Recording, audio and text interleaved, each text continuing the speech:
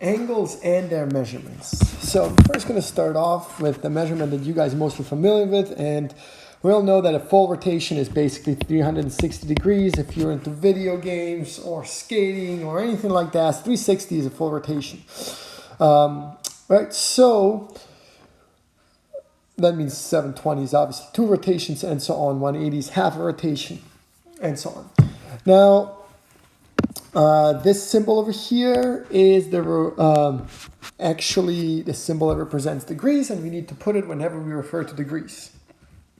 This system was linked back, several years ago, and it kind of corresponds loosely to this idea of 60. 360 is 6 times 60. It had to do with time, with rotating around in circles, and all of that stuff. And 360 just happens to be a number that's so easily divisible by pretty much anything. That's why a lot of societies, like the Mayans, for example, used 360 or 60 as their base of counting, just because you're able to split it easily. 100 is not that easily splittable. Now, having said this, there is other competing measurement for the spread between two rays, or the rotation between two rays.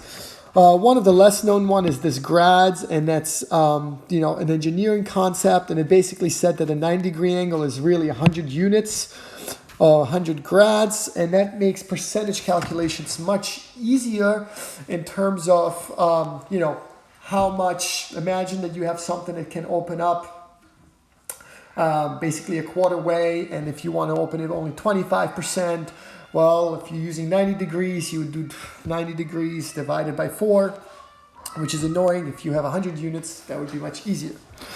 But again, this is a little bit of history. Grads is used in, like I said, mechanical mathematics, mechanical engineering in good amount, but outside of that, I haven't seen it much.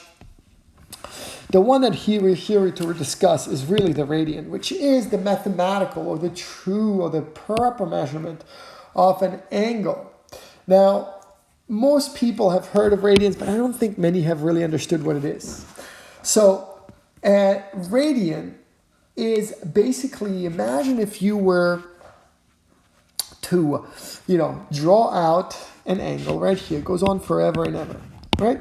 And then you make this into a circle. So you take a radius and you simply cut off point right here.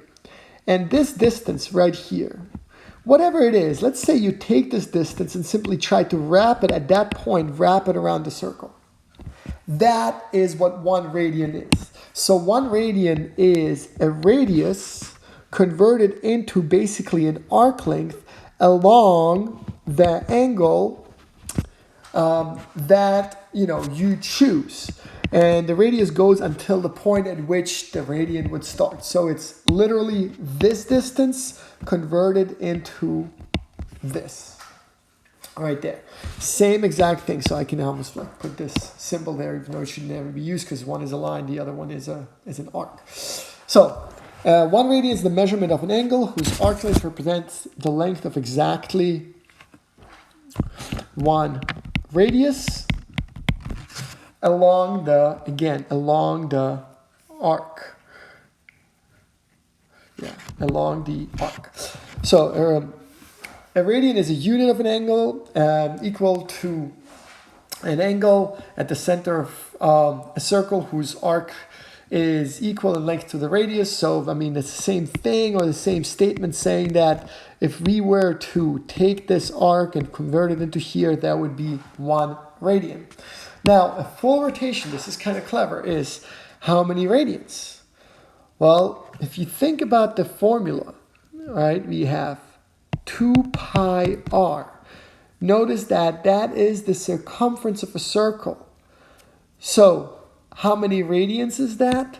Well, it's 2 pi radians. So, 2 pi is the rotation of a full circle in radians. So 2 pi radians. Or usually people say 2 pi because radians is probably the only measurement in math you don't really need, unit in math you don't really need to repeat. So this is why, guys, there is no shorthand symbol for it. However, whenever you use pi, because it's kind of part of this measurement, just always assume it's radians.